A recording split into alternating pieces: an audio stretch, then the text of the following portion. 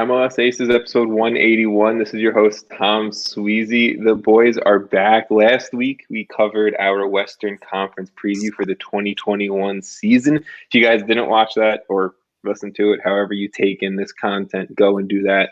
But this week, we're here touching the Eastern Conference. 3 of these boxes you guys see are Eastern Conference fans. Vaughn, I'm going to say you're a semi-Eastern Conference fan, SKC fan, but living in Charlotte. So I'll go to you first, Vaughn. How are you, bud? I'm doing great. I'm pumped. The season starts tomorrow.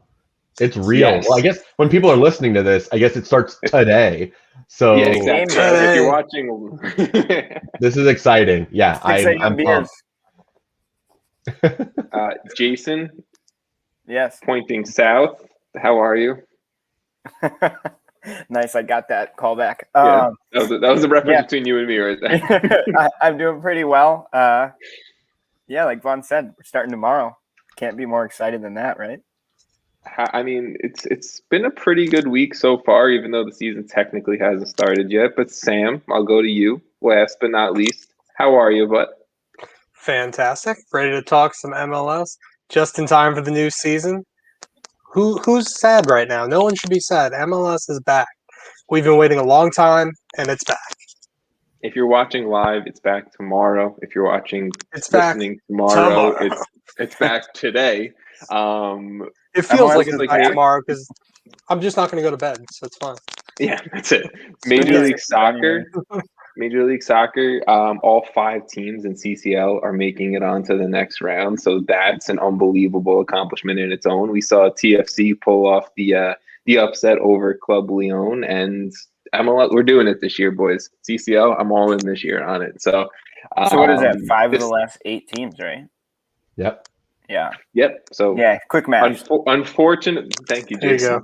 Unfortunately, it's going to have to go down to 4, so we can't have all 5 move on as Atlanta and Philly are playing each other. But it's fine. We'll get just MLS all the way to the final, so we have to have an MLS winner. We have to win. But this is not a CCL podcast right now. We are not covering CCL. We are covering all 14 Eastern Conference teams within Major League Soccer. If you guys, again, didn't listen to last week's Western Conference preview, go do that because we're doing a similar format here. All of us each have, I think, 3 to 4 teams to talk about. Each team we're going to spend 2 to 3 minutes on. We're going to kind of talk about what they did last year, key pieces lost, key pieces added, some fun players to talk about this season, and kind of some expectations for each team. We're going to run through it. I think, who has it? Sam, you and me, we have the 4 Eastern Conference teams, and Jason and Vaughn have 3. So we a little bit extra of us talking. And then afterwards, we're going to rank our Eastern Conference teams 14 through 1. Then we're going to kind of go through some little fun preseason picks for some awards for the MLS season. So, guys, without further ado, let me get my clock handy, and I'm starting with myself. And I think it's no better than to start with the worst team in Major League Soccer from the past 2 seasons, and that is FC Cincinnati. So 3, 2, 1. FC Cincinnati doing, like I said, big things year after year, 2019, 2020, raising trophies. And yes, it's wooden spoons, but it's back-to-back trophies. It's all you can ask for in a club, right? But really finishing dead last in Major League Soccer with the record of 4-15-4 last year on 16 total points. Yes, it was a COVID year. Still not great. A solid minus 24 goal differential. Not great. You'd imagine there aren't a ton of key departures from the worst team in the league, but let's give some shouts to MLS veteran Kendall Waston, friend of the pod, Bobby Edwards is gone, Andrew Gutman, Greg Garza, Sim DeYoung, all gone. Not that many of them, definitely not Bobby or definitely not Kendall, but not that many of them were major impacts onto the FC Cincinnati roster week in and week out. But they did make some major additions, dumping a ton of cash into the club, bringing in Brenner, competing against clubs all around the world, apparently, maybe, I don't know, but still bringing in Brazilian striker Brenner, bringing in Lucho Acosta back to MLS from Atlas, Ronald Nazarita from NYCFC, and also brought in a South American center back, Gustavo Vallesi, and winger from Europe, Isaac Atanga. A lot of key players heading into this season, and I really feel like I want to start with who can create, because yes, this team allowed a lot of goals, but this team also didn't score a lot of goals because of the lack of creativity. So I really think it's going to be kind of the Lucho Acosta show. Can he really kind of wheel and deal in that midfield to set up opportunities for a Locadia, for a Brenner, for whoever else is playing on the wing and really getting things going? But it's also going to come down to those wingers too, right? But you have the potential, you have the talent in Locadia and Brenner to score goals. Now let's get them the opportunities to do so. But you also have to focus on that defense, and they tried doing so. Bringing in Matarrita, who, yes, he makes mistakes, but top 5 left back in the league still. They're bringing in a young South American center back to kind of step up. Now, can Joe Zhao, can, Tom Pedersen, can whoever else is playing on that back line elevate their game just that little bit to remove them from wooden spoon categories? The biggest question mark, Frankie Amaya. Is he gone? Is he staying? From what it's looking like, 99% that Amaya is gone to the New York Red Bulls, but nothing is 100% confirmed from either club as of yet. But if Amaya is there, obviously it adds way more talent and way more depth to that midfield. If not, Alan Cruz is going to have to step up. Other guys in that midfield are going to have to step up. And that's really where FC Cincinnati is heading into 2021. 15 seconds left. I'm still on it. A lot of talking. That was good. That was Cincinnati. You guys have any quick Cincinnati things you want to say before we move on to the next team? No, we've talked a lot about Cincinnati this offseason, so I get it. Jason, you are up with your favorite team, the Chicago Fire. So Yeah, 3 minutes on the clock. Are you ready? I am ready. Okay, go. All right, so, we got the Chicago Fire up next. They finished last season in 11th. They went 5-10-8 on the season, so, not so good.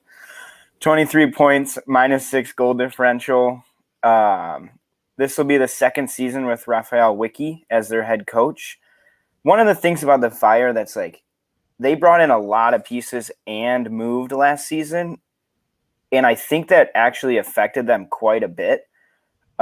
When you look at their kind of a little bit of a breakdown, they had 5 1-goal losses and 8 draws, and they only missed the playoffs by a point, or the play-in game or whatever, by a point. So if one of those games goes their way, that's an absolute game changer, and they're much higher. But I think a lot of it had to do with there's some injuries. There were not a lot of pieces came in. There's been a lot of turnover. But for this season, the biggest departures are probably Georgi Mihailovic and CJ Sapong, but they brought in Stanislav Ivanov, who will miss half the season, at least probably the first half of the season with a knee injury. I think it's a couple months, maybe it's half the season. I don't know. He'll miss the start of the season. And he'll be gone for a bit. Yeah. And they also brought in Jan Espinoza, who I think is a really interesting get because the Fire are getting Kappelhoff back for the season. And from what I've seen, there's a potential for Kappelhoff to move up to the 6th spot and be a defensive mid. And then Espinoza would then pair with Pineda at the back and be the center back pairing, which is really interesting to me. It allows for Kappelhoff to be back into the lineup. He's the longest tenured player on the roster, which feels crazy at this point. But it also allows for guys like Gaston Jimenez and Alvaro Medran to move up a little bit in the field, kind of help create, because the scoring needs to come from more than just one player. Because last year, Beric scored 12 goals. The next closest was Herbers with 4, and that gap is just not going to get you very far, which is why I think, Fabian Herbers is out actually. I think he's injured for the first couple weeks. So Chinonso Ofor, who's a 20-year-old, is going to, I think, come in and potentially back up Beric or even start alongside him, which we've seen in a preseason game. But I actually really think Ofor is going to offer the Fire a lot and take the pressure off Herbers as a little bit, not to be the most important guy every time he comes in. And kind of create a little bit of competition there so they can, score more goals, because like I said, 12 goals for your top scorer, which is great, but if the next guy has 4, that's not good. And I mean, that was pretty good on time too for your first I heard game, the Jason. sound.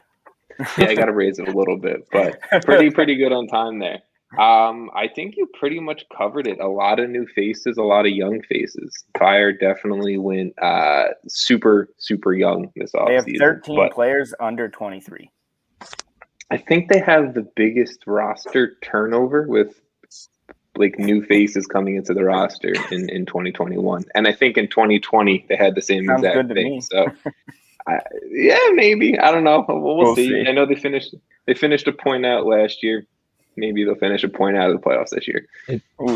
I'll say it's all about mentality for them. Yeah. I mean, they went winless on the road, and they conceded 7 times in the final 15 minutes of games on the road. So they just need to find ways to not blow it. And they'll be a playoff team. And I think a lot of it had to do with so much change going into the season, different stadium. They never even got to have their home opener in front of fans. So, like, a lot of that can play a huge role in all of that. I like Vicky a lot. I think he brings an attractive style of soccer and, like, a good kind of culture to the team. It's just I think he needs to get his guys in there and then, like, keep them there, keep it going. Yeah, it's only like his second season, so I expect them to be a little bit better, but maybe they're not going to be fighting for the top. So Vicky's going into his second season, but DC United, they're in a brand new spot with a brand new manager that we haven't seen in a while. I'm excited about this next manager, Hernan Lozada. But Sam, your boys, maybe not the most exciting season potentially coming up. A lot of people are down on them, but are you ready for your 3 minutes, sir? I'm ready for my time. Okay, go. All right, so DC United coming in off a bad year last year, 13th in the East, 5-12-6, 21 glorious points for us last year, and most of them came after we got rid of our manager. And we brought in Chad Ashton. Ben Olsen really just brought himself in for that last year. It was a real shame, and it was tough to watch as a DC fan, and it was tough to watch, I think, as a neutral, to just watch a team with a lot of talent, a lot of MLS guys you really like Julian Gressel, just really crap the bed for a full year. And so new coach this year, Hernan Lozada, coming from Belgium. He managed the last 3 years in Belgium for Beerschot, a team he actually retired playing for, and then was immediately given a manager role. He's 38 years old, really young, and according to people who've watched Beerschot play, he plays a really exciting brand of soccer. So I really hope that that's the case going forward for DC. We haven't really seen exciting soccer since Rooney and Acosta left us. So it's been really hard to watch DC play. So in this whole brand new culture shift in DC, the other day they also signed the second female GM in MLS history in Lucy Rushton from Atlanta. She's really lauded by her peers for all of her analytical knowledge that she has. She's really good in the analytics community. And I really hope that she can bring in the players for Lozada these next few years and bring about some changes. Now, in terms of key players we brought in, Brendan Hines-Ike, a defender from Belgium. We're big into Belgium at DC this year. Nigel Roberta, who's a new striker up front. And then Andy Nahar we signed today. We're really excited for Andy Nahar to come back. DC has not had a consistent right back probably since he left, like a consistent guy who's there at week in and week out. So that's very exciting. Last year we were playing Areola and Knaus at right back and just hoping it would work. And no Areola this year is a big problem. Hines-Ike is really going to help out at center back because Steve Birnbaum is going to be out until at least mid-season, probably later, if not the whole year. And otherwise, we only have 2 senior center backs, so that's a real issue. Nigel Roberta is really exciting because we don't have a striker outside of Ola Kamara who can score, who's done it before. And so he's a really good player coming from Levski Sofia in Bulgaria. He scored 9 goals last season in 13 games. That's a really big uptick. Guys like Eric Sorga, who played in USL last year, is a very good backup as well, and Ola Kamara. And then really this year is going to come down to, can Bill Hamid play better in goal? Can the defense hold up? Can guys like Julian Gressel actually play well after 2 down seasons in DC since leaving Atlanta? And guys like Edison Flores, who came in with high expectations last year, and it was a real downturn having COVID come in and really mess them up. So it's been very hard. But I love me some DC. So. I'm excited for Losada's if I guess everyone's healthy 3-5-2 formation that he's bringing over from Belgium. Yeah. If everyone's healthy, right? You mentioned Andy Nahar coming in at right back. I think they also signed Tony Alfaro as well. So you got a center back. Little bit of MLS experience, USL experience, Liga MX experience. So pretty good move there as well. Vaughn, Jason, any DC United quick hot takes? Good luck. I'm gonna need it. Gonna need it this year. I mean that in a nice way. I'm excited for Edison Flores. Really, I think I'm excited to see him have a full year. I'm excited for Nan Olsen. Yeah, me too. Yeah, me too. That's it. Benny Ball really sucks. That's, like you could have just said that, and that would have been the preview. So, well, then I would have been quiet for 2 minutes. Yeah, Vaughn, you are up with your first team, a team that definitely surprised some people last year in Orlando City. Let me know when you're ready. Yeah, I'm ready to go. Good. All right. You are up. Yeah, well, 2020 was a breakthrough year for Orlando City. They qualified for the playoffs for the very first time. Purple Mojo is flowing from the very beginning under Oscar Pareja, making it to the MLS's back final. And then ultimately they continue that momentum through the playoffs. And I think in 2021, they're going to be able to build upon that. They've brought in a few pieces that are going to be pretty pivotal to their success. Alexander Pato up top. They brought in Sylvester Vanderwater. Those are probably the two guys that are going to be starting, as well as Brandon Austin. Key players out. Daryl Dike is probably going to be out. Obviously, we all know about his loan to Barnsley. If he's not sold, that's going to be a huge guy to keep on the roster. And if not, if he is sold, they're going to have some funds to be able to build elsewhere on the roster and really compete maybe for some trophies this year. Other guys that left, Dom Dwyer, Kamal Miller, he's going to be missed, as well as Rubinho and Alex DeJohn. But Orlando was tied with Philadelphia for the fewest losses on the year with only 4 losses. So they're a team that has a clear identity now and is definitely playing very well under Pareja. And I'm looking forward to what they can do in 2021. Key players, we know Nani is a key focal point of their attack, as well as Chris Mueller, who is just blossoming into an amazing player in MLS. But the unsung hero, the guy that I don't think gets a lot of time in the sun, because he, even in Orlando, not a lot of time in the sun, is Mauricio Pereira. He is in the same caliber as the Carlos Gil, the Lucas Zelarayan, the Babelo Reynoso. He really is what makes them tick, and is that midfield captain for them, that I think he just doesn't get as much attention as those other guys. And maybe that's just my impression of the media's, putting him in the spotlight. But that's another key guy to keep an eye on, as well as the big change that they had in net. Pedro Gallese was huge. El Pulpo. And yeah, I just top to bottom, you look at the entire roster for Orlando and their starting 11, they are set up to win in this league week in and week out. They would have probably gone deeper in the playoffs if they hadn't lost their cool. I think it was Huan who picked up the red card late in their conference semifinal game. I think that if they can work on their on-field discipline, sky's the limit for Orlando this year. 5 seconds to spare, too. Yes, it was Huan against New York City, and Gallese also got a red against that. That was the whole Schlegel and net fiasco. Oh, right. So, yeah, that was that whole mess in the playoffs, of course, against New York City. But it was a lot of fun. Yeah, I loved it. It wasn't a heart attack with me watching it. This team's fun. This team, I guess my only quick thing I want to say is depth is a little bit of an issue for me. I know Joao Moutinho is out for the first few weeks of the season, but when he's healthy, he's big. I know center back depth is a little bit of a concern for me as well. But they have have pieces. They have fun pieces. They have talented pieces. It's just kind of seeing what Pareja can do.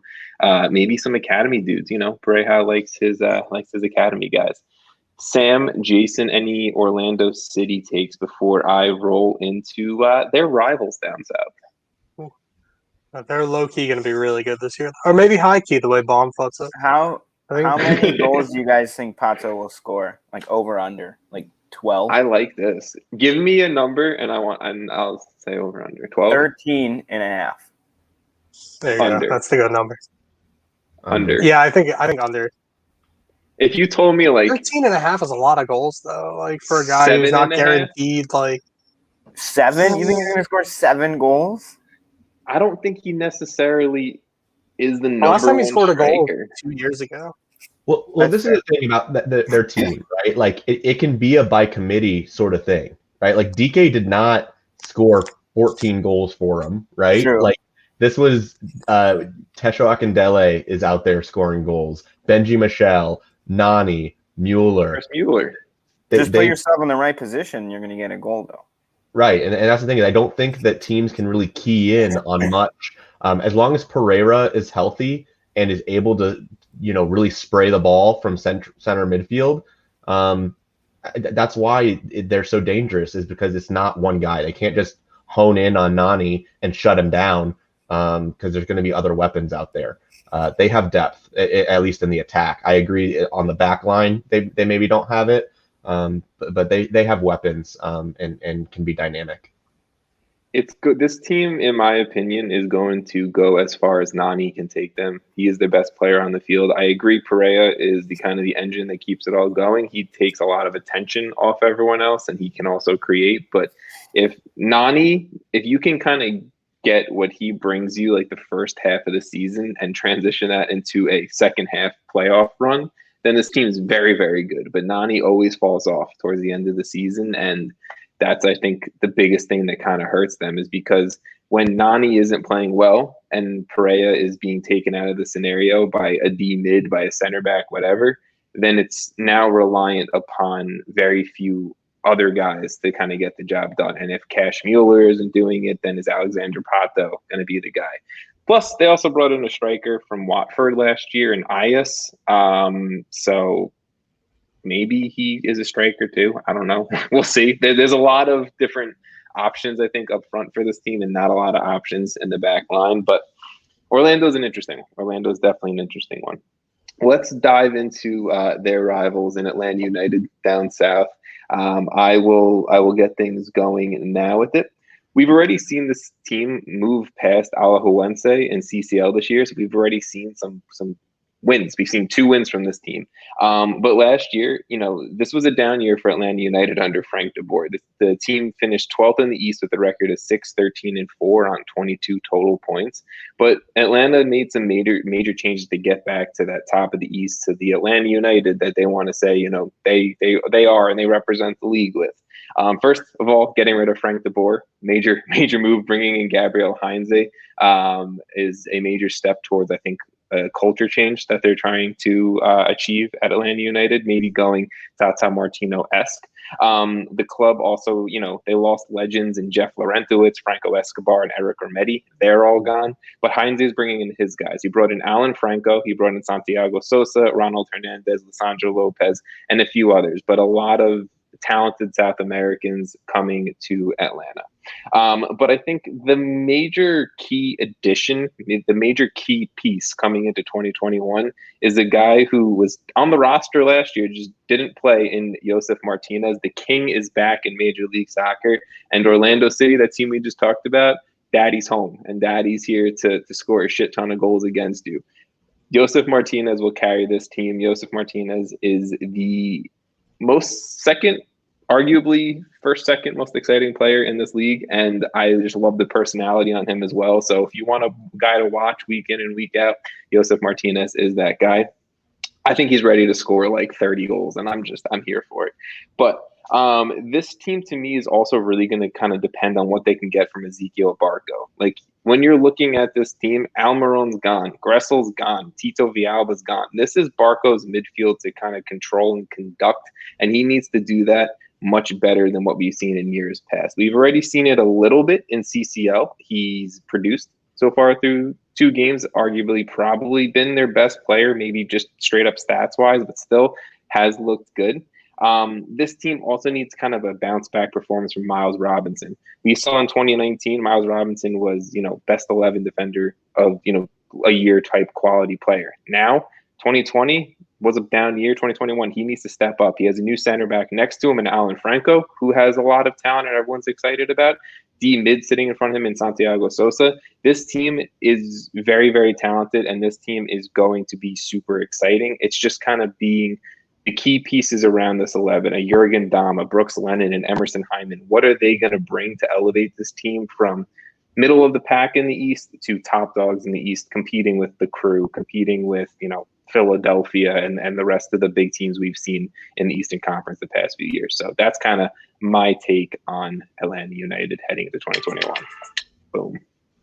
Okay, Atlanta United takes, guys. You guys have any quick ones before we move on? No? All good. Okay. It's fine. You don't have to say yes. Inter Miami. All Jason. righty. Yeah. Yes, Jason. This little, I'm thinking Inter Miami is the spoiled stepchild of MLS. They just think they think they can just do whatever they want. I've never heard of a spoiled stepchild, but I mean, go for it. Whatever. This is your analogy, I don't know. Anyway, they finished last season 10th in the Eastern Conference. Sorry. They went 7-13-3, 24 points, and they lost to Nashville in the play-in round. This will be the first season with Phil Neville, tactical genius. Not kidding. We have no idea what he's going to give us. They lost some key players in Will Trapp, Ben Sweat, Andres Reyes, but they did make some interesting signings. I think Gregory will be a great third member of the midfield, which will allow Pizarro and Blaise Matuidi to push more into attacking roles because Gregory is a very, very solid, big defensive player. Anyway. Big Gregory thing. Gregory? Yes. Not exactly. Gregor. Oh, it's definitely Gregor. It's probably Gregor. Whatever. Okay. But yeah, they got Gonzalo Higuain coming back, Pizarro, Leandro Gonzalez Perez. I think Gregor, though, is going to be a massive impact right away. They also brought in Jovan Jones, Kelvin Leerdam, and then Ryan Shawcross, as well as Kieran Gibbs, who will probably come in mid-season because I think he's finishing. He's a summer signing. Yeah. But they're only they have 4 DPs on their roster still, as far as I know, right? So they have Pellegrini, Higuain, Pizarro, Matuidi, and obviously they can't have 4. So I guess the plan was to have Pellegrini become part of the under-22 initiative, which I don't know if that's still in the works or what. They did not get him under the under-22 initiative. So So Pellegrini is probably the one to go. He'll be gone soon. Yeah. But I think a full season or a full off season with Pizarro and Higuain will make their attack a lot cleaner, a lot more formidable. And then Matias Pellegrini and Lewis Morgan should take, these are good young players who you expect to just develop even more. So if they can develop even more and take that next step, they're going to be in a really good situation in the wingers. And then they brought in Leerdam as a great fullback who can kind of be a attacking fullback more so. But yeah, it remains to be seen how Phil Neville is going to put this team together and what we're actually going to get on the field. Because besides his time with the England women's national team, I don't really know if he has any more experience than that. And it does kind of seem like Beckham's just bringing in a friend, but hopefully it'll work for them, I guess. I think the question marks that you're ending your sentences off with is a perfect representation of this club, Jason, because there's a lot of question marks. The team, everything about this team is will it, won't it, what's going to happen? yes, I think we've seen a lot of cases of European players coming over to MLS and just not adjusting, not doing well. Is Shawcross and Kieran Gibbs going to, fall into that? What are we going to get? Isn't Pellegrini going to be on the roster? Probably not.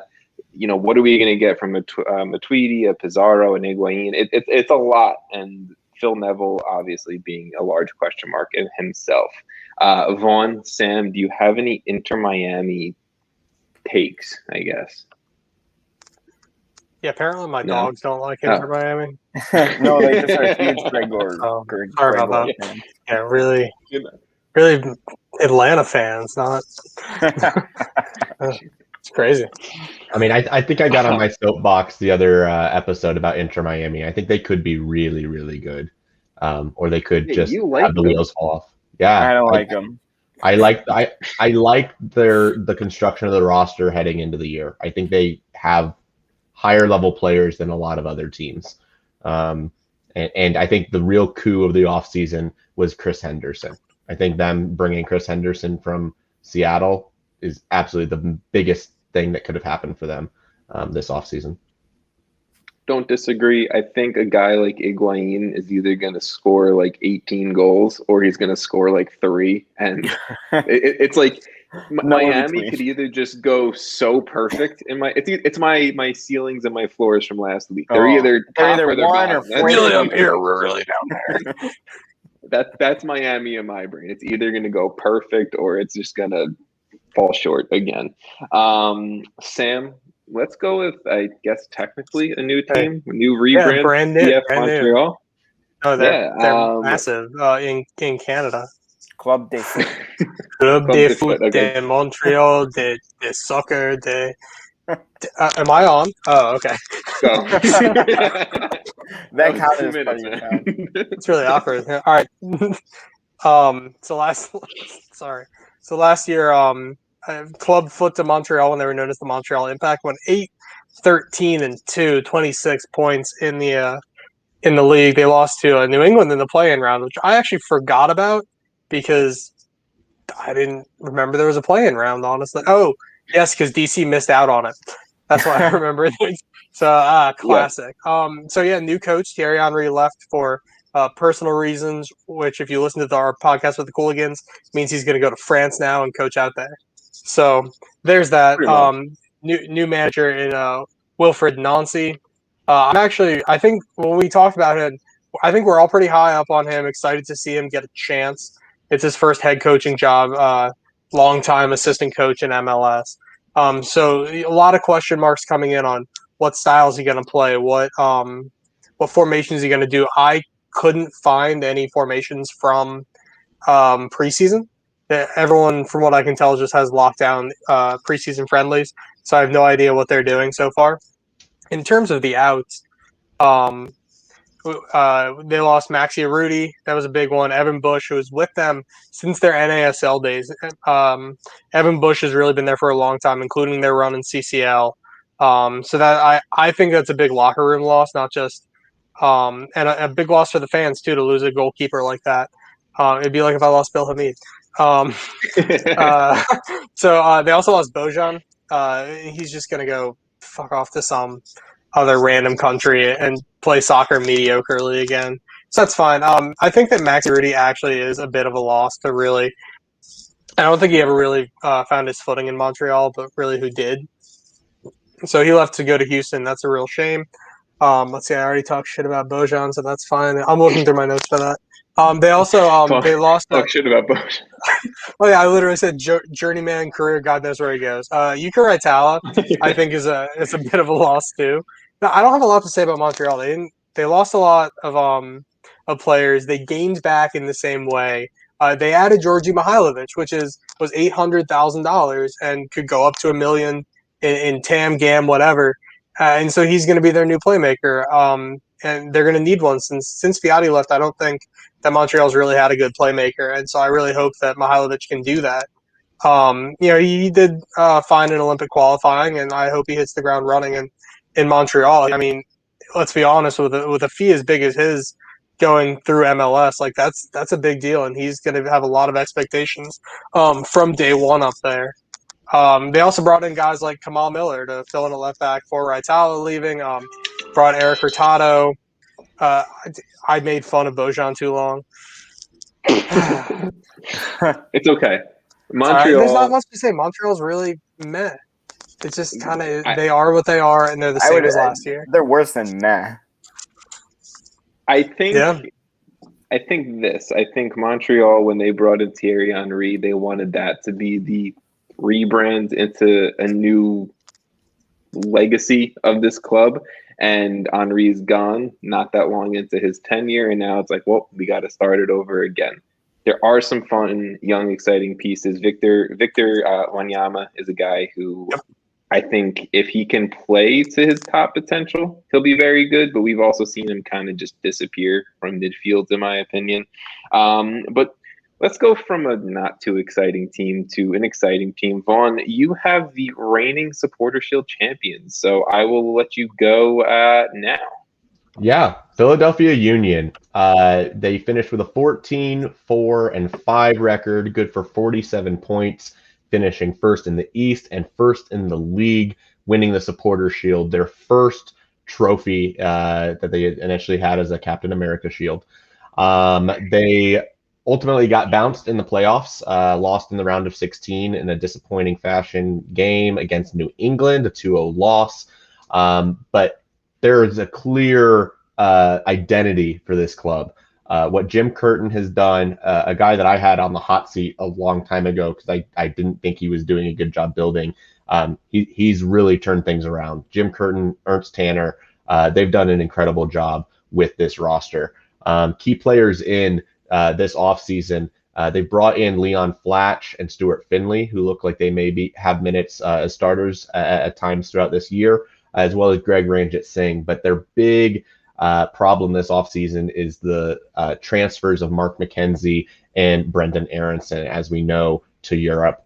They also lost Ray Gaddis, a lifer for the Union, as well as Andrew Wooten and Warren Creval. But this team going into the year, they don't have a lot of weaknesses.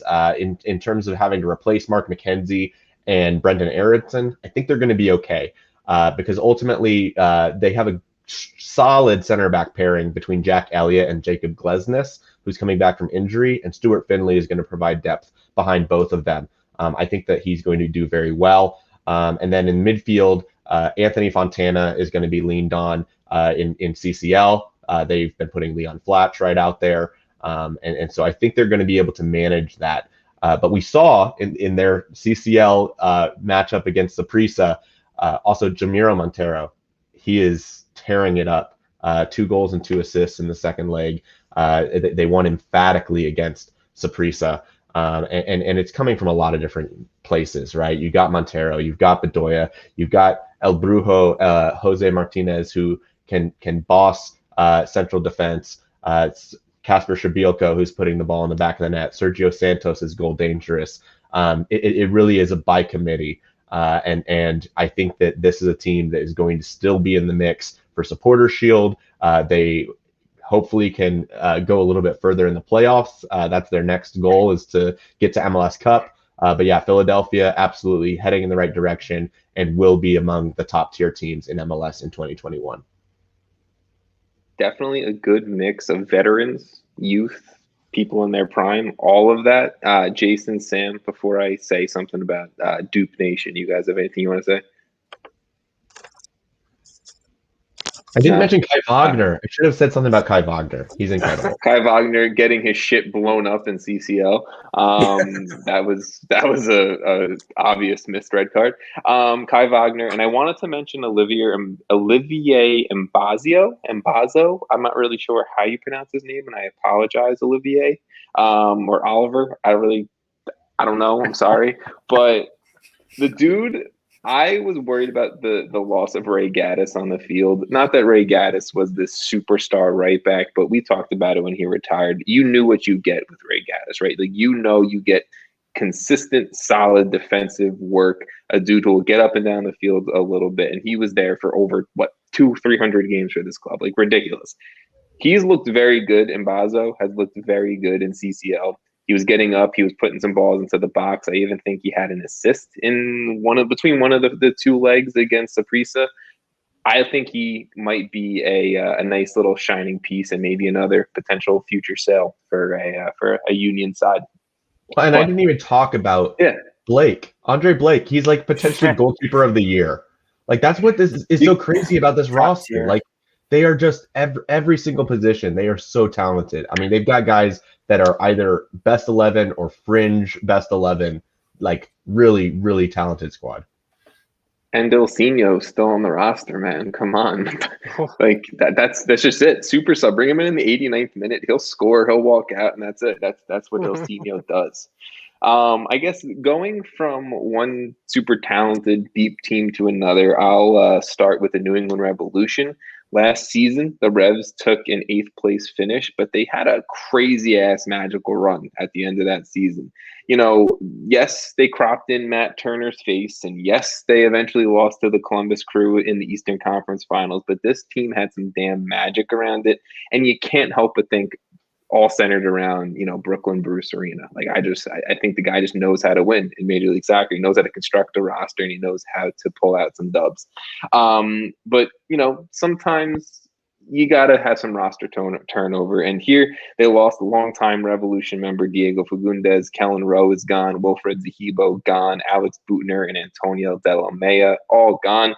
But they did add some major pieces. Former La Liga Barcelona med Wilfred Kaptoum joining the midfield.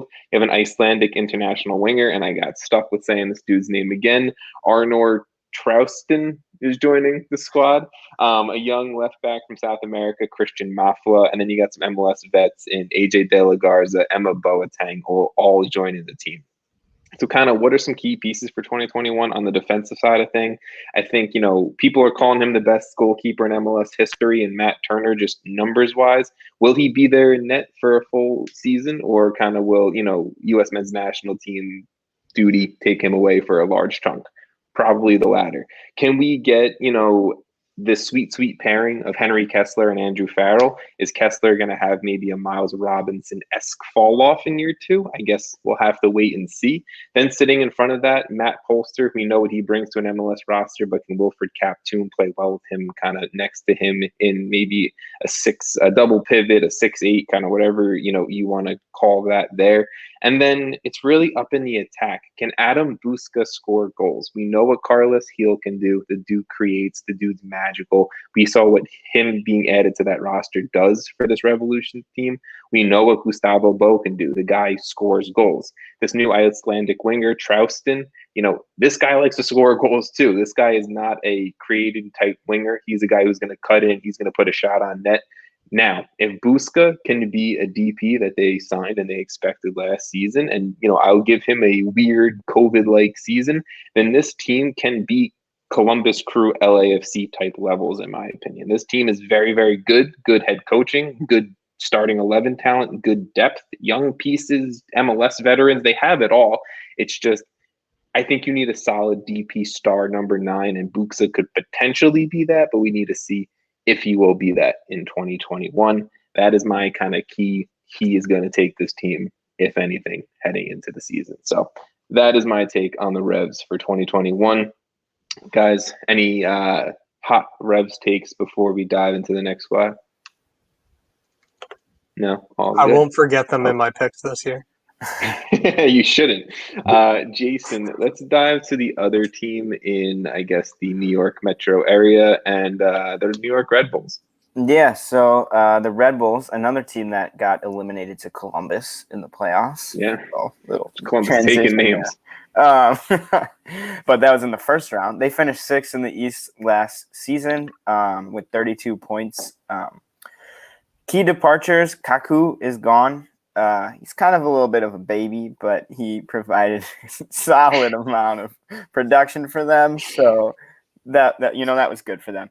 And Tim Parker is gone, but they signed Andres Reyes, who will probably slot right into that starting spot at center back, alongside Aaron Long, who will have a lot to do because there's a lot of new faces back there. They also signed Andrew Gutman, who will probably be one of their fullbacks with Kyle Duncan. So some young fullbacks and then a new center back, and Aaron Long's going to have to manage all that. So I think, this guy, I mean, he's got his hands full this season. He does.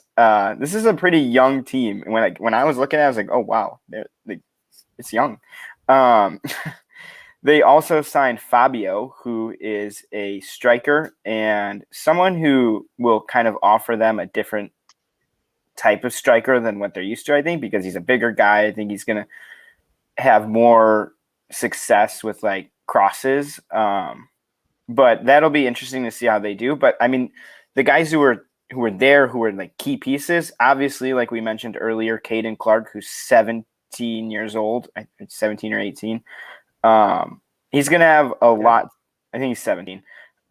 He's going to have a lot to do. There's a chance, like you said, Frankie Amaya might be going over there. It's an asterisk. Frankie Amaya will be nice to have because if he does get over there, that takes a lot of pressure off of, Caden Clark and that creation aspect because, Amaya can offer some of that. But to me, the Red Bulls, they made the playoffs in like 9 straight seasons or something wild. But I think this is more of a transition year once again. And it's going to be tough. I mean, the East, I feel, is a pretty, I don't know, volatile is the right word, but the conference is like all over the place. Like I feel like any team could be good or bad. But in this case, crapshoot. Yeah, it really is. And I think the Rebels are somewhere in the middle where like it wouldn't surprise me if they make the playoffs because they always do. But I also just like I think they need more time to gel and just kind of these young players need more time to grow. I mean, you have a 17-year-old Caden Clark as one of your top players on the team. Aaron Long, who's been there forever, and rumors about him forever, but he'll be there again. He's gonna have his hands full. Like I said, I mean, he's gonna have a back line that he's gonna have to captain and lead, and who knows? I mean, they had a -2 goal differential last season, and if they can't get that defense on the same page, it could be worse. Okay, that was the timer right there. I agree with a lot of that. This is a very young team. I think Frankie Amaya obviously helps, right? Whether he's playing as an 8, whether he's kind of maybe pushing up next to Clark, whether Clark's on the wing. There's a lot of question marks because with Struber, we only saw technically 1 game from him. He coached the playoff game, right? And he had like no time to implement any type of style. So this is an interesting team. The big caveat is also this is most likely Caden Clark's last season with the Red Bulls since he's moving on to Leipzig. I'm pretty sure that's a guarantee. I want someone to nod and confirm. Yeah, no, correct. I think that was official. It was just he has to play 1 more season. Right, because you have to be 18 to join a Bundesliga roster. So, yeah, Caden Clark, this is most likely his last season. I want to see some magic. I'm not a Red Bull fan in any type, as you can see here with the logo here, but I like Caden Clark. Does it say LAFC? Yeah, man. I just want to see him do well for U.S. men's national team purposes. Sam, you are up with Nashville SC, sir. Boys, the greatest team in the Western Conference, Nashville SC, is back to dominate the Eastern Conference this year. I'm telling you, defensively, because they're not going to score goals. So Nashville had kept together in the offseason one of the best defenses in MLS last year. They had 9 clean sheets, which is tied for first in MLS, and they only allowed 22 goals, which is 3rd best. That's a pretty good defense. Lovett, Zimmerman, Romney, and Johnston, all 4 starters from that loss against Columbus last year, all are back, along with some help from a couple young players out of USL, including Robert Castellanos, who I'm actually very happy to see on an MLS roster this year. I think he's going to be pretty good. Nashville also added in CJ Sapong, Jason's favorite, Brian Meredith, and then a couple other guys as well. They in terms of losses, Derek Jones, Brady Scott went to Austin. David Acom's out on loan, I believe, in Portugal. So they didn't really lose anyone from a team that was pretty solid last year defensively. Now, offensively, they were one of the worst teams in MLS. They scored the 3rd least amount of goals in the league last year with 24. The only thing that could have been worse is being Cincinnati, who only scored 12. Otherwise, though, pretty bad. I think I forget who was second worst, but they scored 23. So really, it wasn't a giant crazy difference. Now, in terms of goal scoring in this upcoming year, they're going to have at least a half season of Yonder Cadiz, who is going to be really nice up front for them after they got him mid-season last year. He scored some good goals, and it was just nice to have someone up front who was very capable. Problem is that it is possible to see him go back to Benfica at the end of June. The loan deal does have a clause to buy, but it has to be a bunch of conditions have to be met first, and I don't know what they are because they were never written down. So we'll see. Yonder Cadiz could very well stay at Nashville this season, which I think would do a lot of good for them. They have a really good midfield, I think, of Anibal Godoy, Dax McCarty, and Hani Mukhtar. I think that's a really good defense, a really good midfield for a second-year team like Nashville. Just a really solid midfield that can, as long as they can get the ball to their forwards, it's up to the forwards to do it. I wouldn't exactly call Dax McCarty and Godoy playmakers as I would maybe a Hani Mukhtar. But additions like CJ Sapong to back up Cadiz, at least for the first half of the year, that's going to be really nice, especially in what will probably be a condensed season in Nashville. And Brian Meredith coming in to compete for time with Joe Willis, who low-key had a really good year last year to the point where I didn't even realize how good of a year he had. He was very good, and I think Joe Willis has crazy eyes. that was the Have you ever perfect seen way the to video end of that. him getting ready for a game? He does No. some side shuffles next to the post, and then he walks up to the post and pretends like he's jerking off to the post. It's really weird. Is that real? No, it's a Oh, real clip. God. It was on ESPN. Phenomenal. I was almost a Like step. I said, I crazy was eyes. close. Yep. Bobby Edwards did tell me that a good goalkeeper is a little crazy. So Oh, they have to. Oh yeah. I think that's definitely it. Let's keep things moving. Sam, that was a very good wrap up of Nashville. Vaughn, you are up with another trophy winner of 2020. So whenever you want to get started. Yeah, the Columbus Crew, the MLS Cup champions, the Columbus Crew, massive, massive club. They finished 2020 12, 6, and 5, good for 41 points, and actually third in the East. Very interesting stat about them. They were nearly unbeatable at home, going 9-1-0, but they actually went winless on the road. So this is a club that made it all the way to MLS Cup, won the whole thing, and never won on the road. So something to keep an eye on this year. Caleb Porter has done an incredible job with what he's done while there. And this roster is too deep at every single position. As we saw in CCL, they tore through Real Esteli, which allowed them in the first leg, they did it. So in the second leg, they're able to basically sit a whole bunch of guys.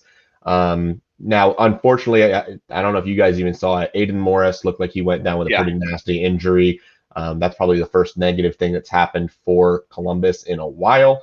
But yeah, just continue to build on it. They absolutely have the ability to be a repeat champion because they also have added to this championship roster. They brought in Kevin Molino, by far the biggest free agent signing of the offseason. Yes, he's starting injured, but he will be working into the club and will be a force for them. Bradley Wright Phillips, incredible depth behind Gyasi Zardes for when Zardes goes off to U.S. men's national team camps.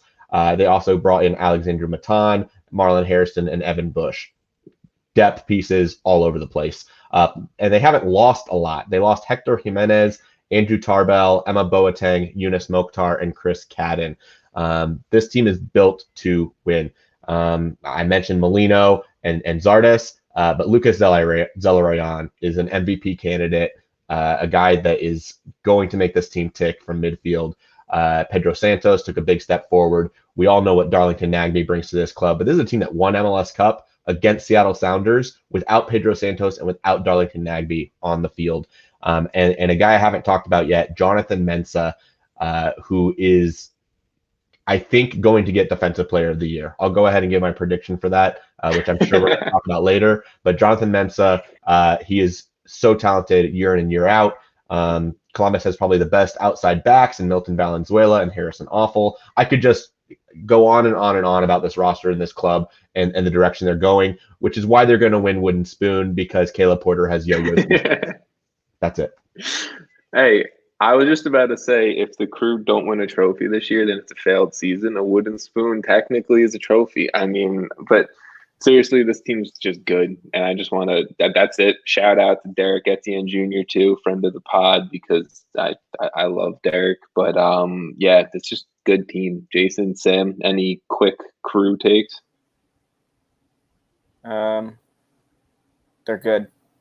I was waiting for just a one word out of you, Jason. I was going to say, I'm glad we don't end up playing a lot. Will they win CCL? Do you guys think that they can win CCL? Yes. Will they? Yes.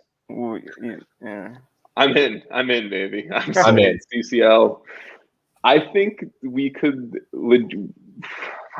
do it.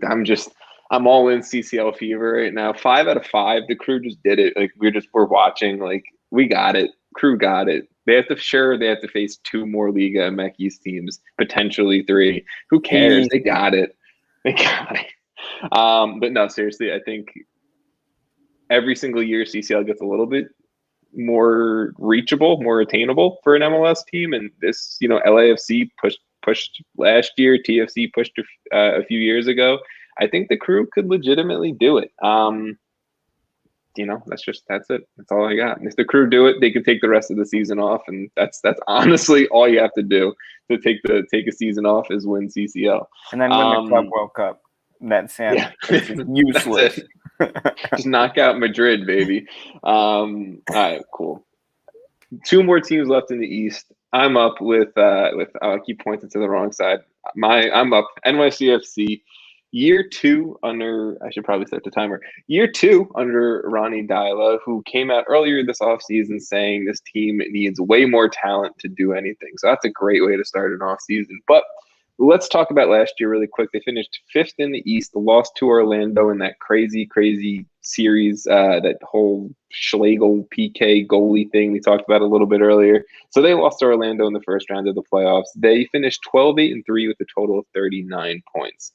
Adila did get rid of some interesting pieces this offseason. Alexander Ring, the captain, the ringleader, is gone from NYCFC. And Austin, you guys got yourself a fantastic one down there in Texas, because I love Alex Ring. We're going to miss him dearly. Ronald Natarita, he's off to Cincinnati. We talked about that a little bit earlier. Joe Scally, he's gone to Borussia Mönchengladbach in the Bundesliga. Gary McKay-Steven also gone as well.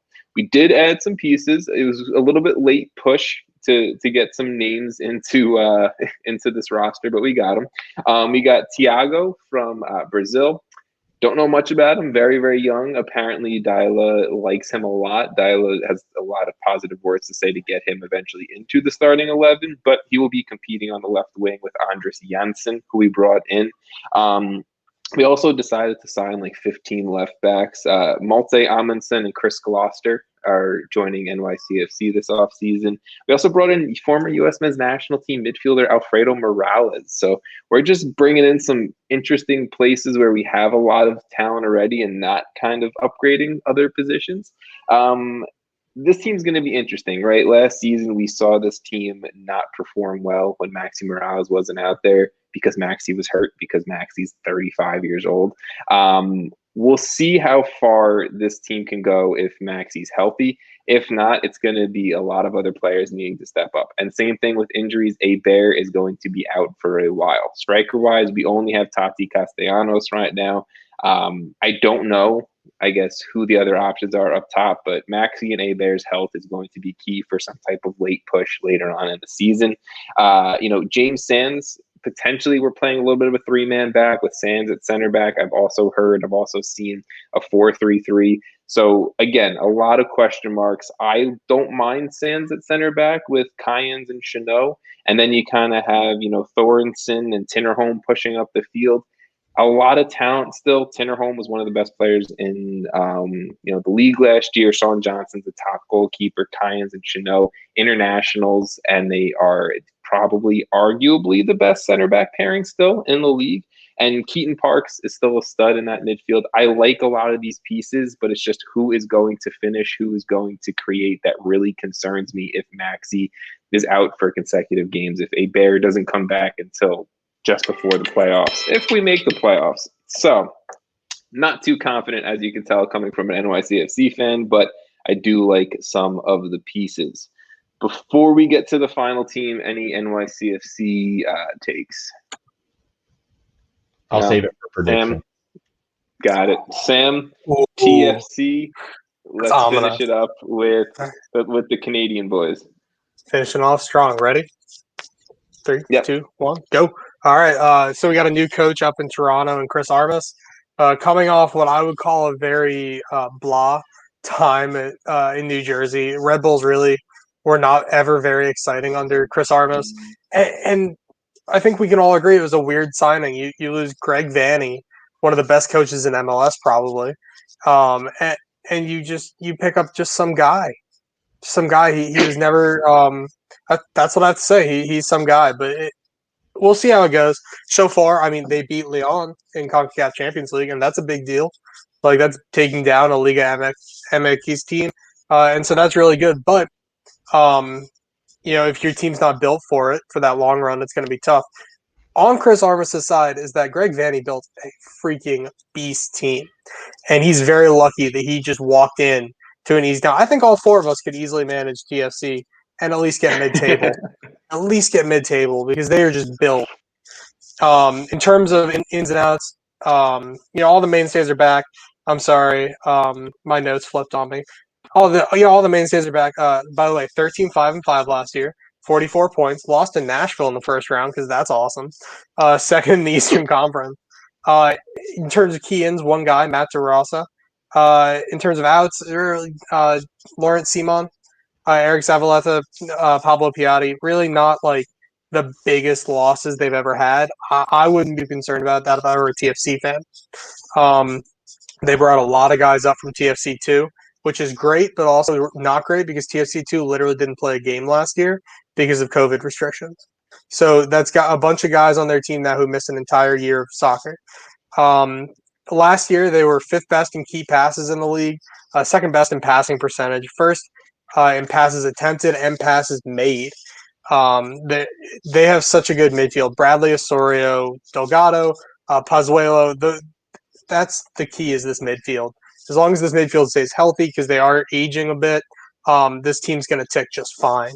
Up front, Josie, Ao Alquinola, and Pat Mullins are all very capable strikers. I see them as 1, 2, 3, just like that. And they can be fit into any system. Josie knows how to drop deep. Ao's a bit of a run and gun kind of guy, and Pat Mullins is definitely like a Route 1 type center forward. So I think they can pretty much take it all. So we have to talk about Pozuelo again. Last year, 9 goals, 4 assists in 20 matches. A heartbeat of the team, really. Like, we used to think it was Josie and Bradley. It's Pozuelo, as we all know now, and he's gonna be the guy as long as he can keep moving the ball from defense to offense. And they're gonna be just fine and keep banging in balls from outside the box. TFC is very good at. I think they were 2nd best in the league in goals outside the 18 this year, so that's really good. Can I say one more thing? Yeah, go for it. TFC is going to have another random ass goalkeeper just like be really good this year. Like, it's not going to be Westberg and it's not going to be Bono. It's going to be some weirdo, and it's just going to happen because they do it every year. Okay, So, I mean, that's how it goes. I'm excited about this team, man. It's a good team. I think that the Lyon series got me excited because there's a lot of talented youngsters coming up that really have me pumped for seeing what they can do. Ralph Prizzo, Julian Dunn, Schaffelberg, Jordan Perusa, all these guys we've kind of seen playing in USL League One, on loan in the championship, whatever it may be. I'm pumped for them. That is all 14 teams, each team getting their sweet dedicated 2 to 3 minute time slot, maybe a little bit over for some teams. Guys, are you ready to quickly roll through our 14-1 for the Eastern Conference? We will do it the same way we did it before. I guess me, Jason, Sam, Vaughn, and then we'll do it that way again. I'm excited. Starting off This is going to be way less, I think, similar than the West agree. because this Yeah. one's a little bit more difficult.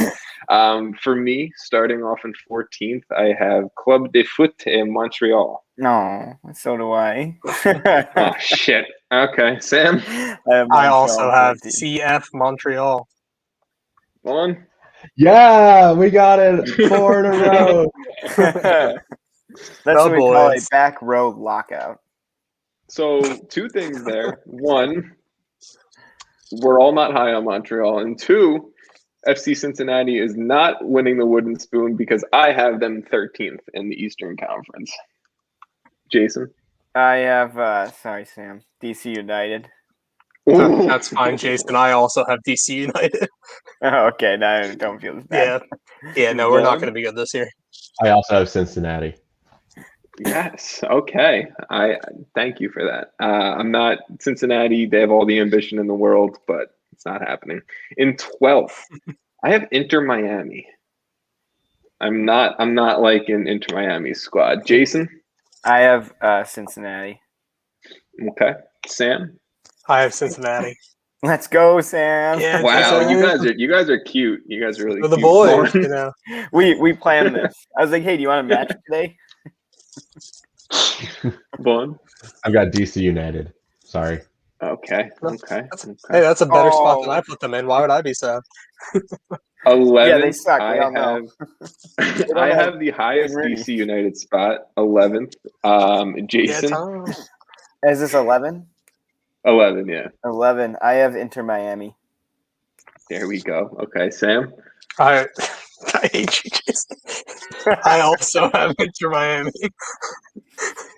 We didn't actually. I didn't call him this. We did not plan that. It's just, I don't know, like there's bad teams and then there's like the Eastern Conference bad teams. That is very true, Vaughn. I actually have the New York Red Bulls. Yes. I like that. That I've had a lot of shitty news this week, Vaughn. That just made my week. I'm letting you know that. In 10th place, Jason, I'm sorry, I have the Chicago Fire. I mean, you're just wrong. Who do you have in 10th? I have the Red Bulls. Okay. Sam? Sorry, Jason, I have Chicago. Oh, what the fuck? Oh, don't do it. Consensus Chicago. No. Oh. You have Chicago? Yeah, I do. There it is. Wow, I'm way There it wrong. is. Okay, that's fine. Jason, are we just all wrong? Yeah, everyone's wrong. In 9th place, I have the New York Red Bulls, so I have them just one spot up. Jason? NYCFC. You son of a bitch. Sam? I have the New Jersey Metro Stars. Okay, so you have the Red Bulls? Got it. Yep, we refuse to call them by their proper name. Vaughn? Well, I'm staying in New York City here, so You son of a bitch. You're not wrong. This You time. son of a bitch. This time. That hurt from you two. The right side of these squares. I'm not liking Hey, right now. get out of here. You just put Chicago in 10th. 8th Get place out of here. just missing the playoffs, right? So again, just a repeat from last week. Top 7 teams make the playoffs. There's a play-in game between 6 and 7, so 8 just outside the playoffs. You guys are gonna not like this pick. I have Orlando City finishing 8th in the Eastern Conference. You're way too confident in your own team. Huh. Maybe that's what it is. Jeez. Jason? You gave 3 minutes on why NYCFC was bad, and then you just forgot all of that for ranking them. I have the Fire. You have the Fire. Quickly on that, I am a Mets fan, a Jets fan, a Knicks fan, and an NYCFC fan. I'm used to losing, baby. So you don't. I'm gonna always go negative, always go downhill. Fair. If we do positive, Hey, I'm a win for Cubs me. fan. I know what it's like. You won a World So I Series. have- Yeah, after I have 100 years. Orlando. Jason, you have Chicago. Sam, what's your 8 pick? New York City. Bastard. Vaughn. Armas Factor, TFC. Oh, Ooh. see, Sam and Vaughn, I'm going to talk to you guys now. What Chris Armas did against Lyon. He's going to be good this year. I think the Red Bull system was holding Armis back from showing his I true still don't think he's personality. You think Michael Bradley can play to that level for a 34-game season still? And No, CCL. but you have Ralph Prizzo coming up and playing minutes for him. I almost said this. Dom Dwyer has a real shot at being the leading goal scorer for TFC. Yeah, that is very true. Dom Dwyer. Oh, you're my favorite, Vaughn. Dom Dwyer's on trial with TFC right now. Ayo No contract. probably won't last the full season. I don't think. I think he'll get sold. I don't think Josie lasts a full season. And if Patty Mullins is your number one, then we got some issues. So maybe it's Dom fine, Dwyer. guys. He scored a hat trick against San Jose one time 4 years ago. Yeah, USL legend Dom Dwyer. Okay, 7th place, just making the playoffs. Nashville SC for me. I feel like Jason? if you're in the playing game, you can't be called making the playoffs. Like you made the play-in. If you win, then you make the playoffs. Just making the play-in game. Who just made the playing game? Who's just making the playing game for me? That's TFC. Yeah. Okay. Sam? I don't care what anyone says. I'm going to say the Revs. Wow. You're usually I'm usually like a New England homer. I'm I not even forgot about about that. No, dude, I actually wrote all my year. picks. I wrote them all down this year. See, if you forgot about the Revs this year, it would have been a good thing. Yeah. It's true. See, I know my Orlando City take was potentially really bad, but Sam, that one might bite you in the ass. I'm gonna be honest. We forget about these, and then in last 3 year years he we'll look back on them. accidentally picked it right. I mean, you're not wrong. This is whatever. Both you guys are right. Vaughn, who do you have in 7? Just making the play-in game. Nashville, same as you. Yes. Okay. 6, I guess, fairly in the playoff game, playing in that playoff game. I have NYCFC. Ooh.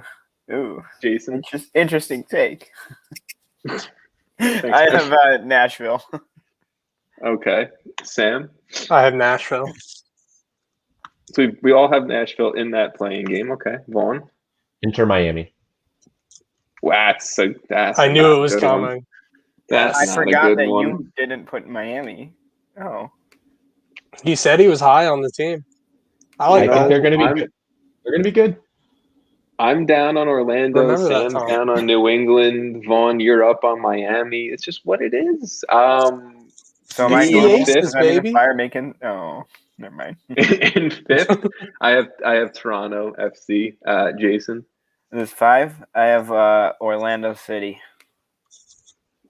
Wow. You picked them really low. Who would ever do that? Sam, 5. I have 5. I have Toronto. Okay. And Vaughn? Orlando. Wow, you guys just pick them so low. 4, I have Atlanta United finishing 4th. I as well have it. I also have it. Also 2. I dose have them. I have Orlando City. No, you wouldn't be. Whoa! I thought you said you do. Oh no, I have Orlando City at 4. No, he was making fun of me for getting how to speak. Yeah, Jason's funny. Got it. So, Atlanta for me, Atlanta for Jason, Orlando for Sam, and Vaughn. You said Atlanta. Atlanta, yes. Okay. In 3rd, I have the Philadelphia Union. Ooh, Vaughn, are we gonna do it? Top Jason? 5? I have the Revs. Sam? Vaughn? We're gonna do it, bro. I have Atlanta. You have Atlanta? Okay, Vaughn? Yeah. I have Philadelphia. No! It's so close. Myself in 2nd, I have New England. Jason? Well, I really want to cause that top line to be not the same again. Man. Don't do it. Way. Oh man, it's gonna be. What do you want to do? Say Columbus. Do it. Do it. No, I can't. I can't do it twice. I have Sam, Philly. who do you have? Philly. And Vaughn? New England. And I think the obvious consensus best Clearly team Montreal. Come on. in the league is clearly Inter Miami. So we all have the same 14 and the same one, and then everything else is different. Yep. Sort Love of. it. That makes Except very for good sense. some of us. Yeah. All right. Everything's jumbled in the middle. Yeah. It's So, like a which is what pretty you're much- saying? What you're saying is all these teams are within 2 to 13, basically. their I ceiling think what you're making the playoffs. Their floor Missing not They the might be playoffs. out of the league. Yeah. We might do Relegated. relegation just for them. They might be in spot 15. They got to watch next season. Well, wait, Charlotte's coming in the West. Wait, Charlotte's coming in the East, right? I'm not dumb. Yeah, I'm One of pretty the- sure North Carolina.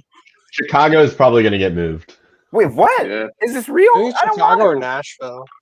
Chicago's the farthest west team geographically. I By don't want a it. bit. No, I don't want it. I want to And stay then- in the East. No. And then St. Louis will join them. Yeah, and then St. Louis, and then Las Vegas eventually, and then Phoenix eventually, all of that. Oh, No, and then we it's can gonna come back to the light side. Yeah, And then then you'll these get pushed episodes back. are going to be 3 hours. We're just going to be pushed back and forth. This is not fun. Let's quickly finish up with our, and I want to emphasize quickly, finish up with our preseason award picks. Just some fun guesses of who we think will take away the awards at the end of the season. Let's start from the bottom up on the spreadsheet for you guys. The MLS assist leader for 2021. This one obviously isn't a MLS Aces award. It's just stats wise. I'm going with Carlos Hill of the New England Revolution. what? Oh, yeah. Are we allowed to repeat? Yeah, we'll repeat. That's fine. Because I also have Carlos Hill. Okay. Carlos Hill for Jason. Sam, Vaughn. I don't know. I forgot to write down that award. I'll go with what you guys say. Just because That's fine. the one award I Fine. did not write down in my notes. Well, I'm going to be the trendsetter then and go with Babelo Reynoso. See, Hmm. I like the pick. My only concern is like who's putting away his goals. And yes, I know they signed Abia, Yeah. but he's Babelo- injury prone. He's injury prone. It's not what we said last week. I I'm previewed saying them, now. actually, and forgot about him. Okay, Golden Boot just didn't leader. Golden Boot leader. This one may not be too fancy or too out there, but it's Carlos Vela. It's I his have award. Diego Rossi. Wow, just shit on my pick with that, Sam. Right. I have Carlos Vela. Thank you. And Vaughn. Just to throw another name out there, I'm going to go with Robert Barrich. Yes. Oh, okay. Vaughn, I let me It's ask, it's probably Vela, but I don't want to go with But the he easy just answer. has to. how are they You know going to what? finish in 10th and have the Golden Boot? Because Everyone he's their else just has a only team. goal scorer. No. Oh, there you go. Chinonso You know what, can I Ford. do?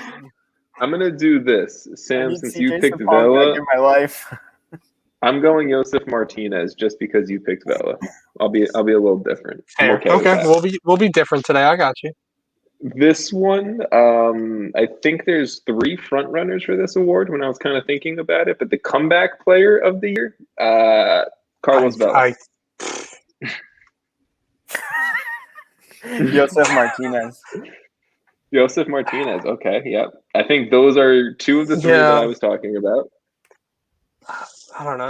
It's pretty much got to be Joseph, right? Like if he Okay. Or like Vela. scores like 10 goals, it's like that's a. I don't But, know. I like- couldn't even think. Who's the third? Vaughn, give Vaughn. me the third. You. I'm going to stick with Joseph though. I mean, God damn it.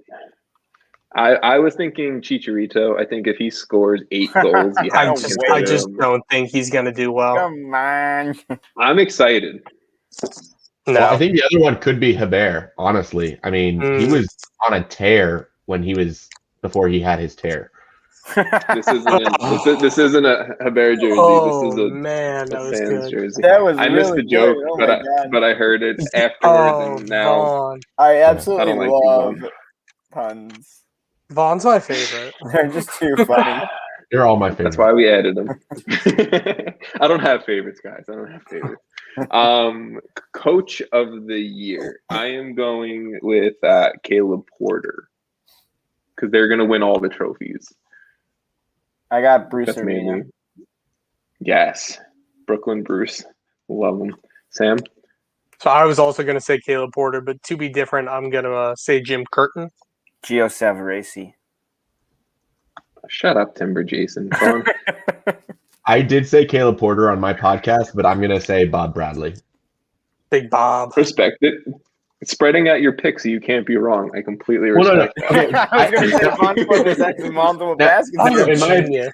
No, but LAFC, like, they have a real shot. I've said it before, of breaking all of their own records. So if that happens, Bob Bradley's going to be in the Knicks. I just hate going for like that low hanging fruit. But Yeah. Also, before we continue, why is there's like a break in this box?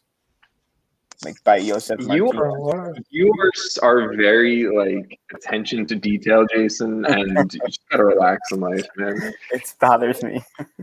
Okay, Just going to get out of the Wow. box. Vaughn, I want to. We're. You know what? I'm not going to flip it. I'm just going to go first. Young Player of the Year. I'm not going to take Caden Clark. I'm going to go Cade Cowell of the San Jose Earthquakes. He's going to win that striker job. Where did I have? Yeah, I had them in 10th. Not a chance that happens. Oh, sorry. Jason? That was. Oh, I didn't realize that was not muted. I'm gonna pick Cole Bassett. Ah, damn it. Respect it. All right. Shit. Hang on. Go to Vaughn. Because I have to Someone like, has pull to up pick my... Cole Bassett's got Vaughn. a high ceiling this year. Had to pick him. Vaughn. I'm going with Brenner.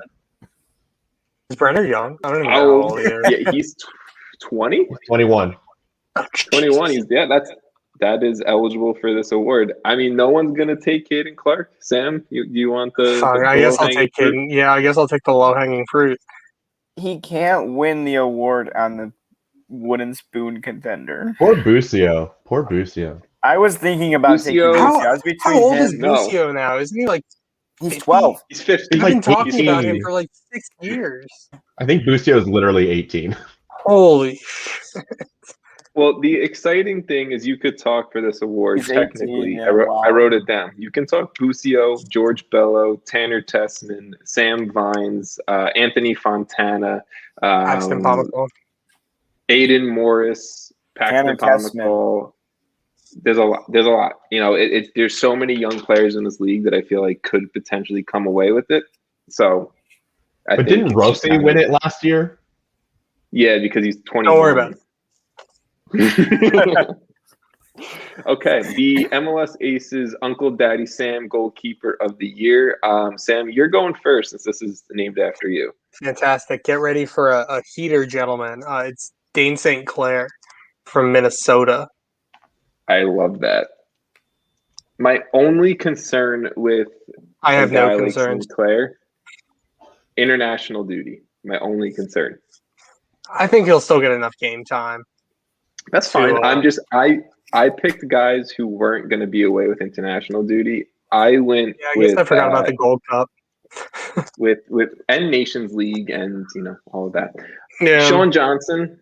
I'm going Sean Johnson. Shouldn't really be away. I think NYCFC's defense is the strength of the team if you're going to look at it. So I'm going Sean Johnson. If NYCFC makes the playoffs, Sean Johnson deserves Goalkeeper of the Year. I'll take it. You heard it here first. Jason.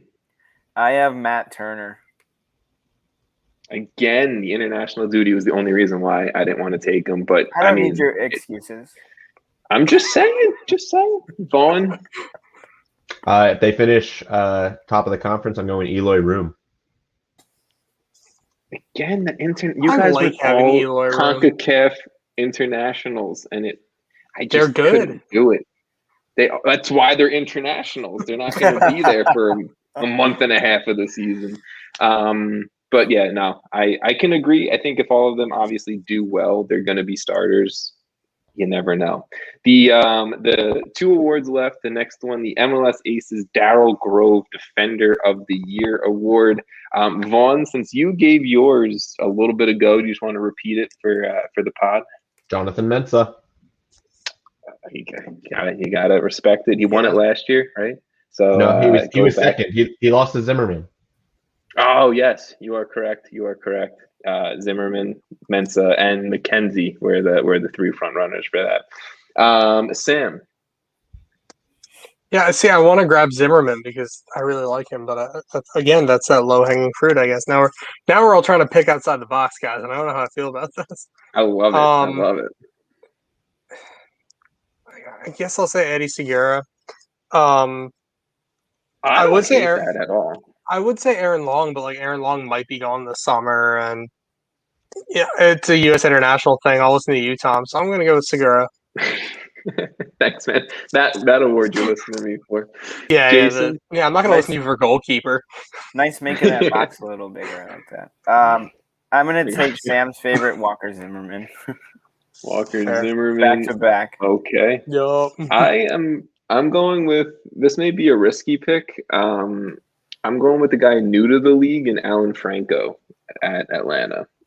A lot of hype around him. Borderline Argentina international. I'm just excited about it. Let's go MVP. Who is winning the MVP for the 2021 season? And then we will wrap things up. Vaughn, you know what? You can go first. Ah, man, this is a painful one. This is so painful because there's like hard. Literally 6 guys that I think are realistic here. I wrote down 6 guys. Yeah. It's not I wonder okay. if it's the same 6. Once again, for posterity's sake and for what I said on my podcast, I'm going to go with Carlos Heel. Okay. That was one of my 6. Sam. I'm going to go with Zellaround. Oh, man. I mean, I think that works. I like it. He was one of my 6 as well. Jason. Yeah, that's who I'm taking. Lucas Elrayan. Way to be original, Jason. And I mean, you just went in this direction. Probably the actual MVP Tom's going to get. Yeah. The actual MVP is Mr. Carlitos Vela. I mean, at the end of the day, he's back. He's come out and publicly said he wants the award. So if a guy wants it, he's getting it, and that's it. That's it, guys. The MLS season. I don't think I have a chance at it, though. You should try harder to want it more. Can I throw one more curveball in there or no? Yeah, Inter Miami for MVP. I don't know. No, newcomer of the year. Newcomer of the year. I mean, actually, who's going to step in? Losada. Yeah. Give it to the coach. Vaughn, you go with your pick while I can lead because I really think La Trophies, Javier Lopez is going to step in. Yeah. Really? He's going to thrive under Almeida. He's already done it. He's got 5 trophies with Almeida. So he's going to step in and surprise a lot of people, I think. Okay. I can give one. Jason, you go for it. I have Ramon Abia.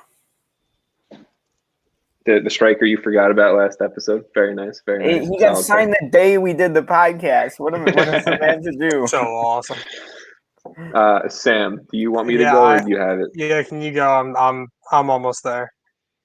I am going to go Thomas Pochettino of Austin FC. I like that. I think he'll have a very good first year, and then I think he kind of grows into it in later years, or getting better and better. But I think year 1, he could be a pretty good piece for this team. And Sam, I'm sorry, I tried to delay that as much as I possibly could for you. Yeah, I don't know. I've literally not thought about this at all. And what hurts is that like half the teams I just did today did not really have incoming players. So. Do you want me to? I can name just 3 name for someone. you. Yeah, just give me some people. That's how blank I am.